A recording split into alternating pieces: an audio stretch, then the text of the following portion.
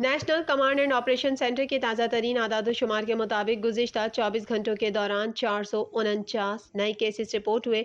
پنجاب میں 4,41,176، سندھ میں 4,71,963، خیبر پختونخوا میں 1,78,643، بلوچستان میں 33,338، گلگت بلتستان میں 10,394، اسلام آباد میں 1,07,151، جبکہ آزاد کشمیر میں 34,495 کیسز رپورٹ ہوئے۔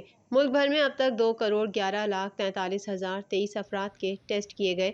گزشتہ 24 گھنٹوں کے دوران 41,709 نئے ٹیسٹ کیے گئے۔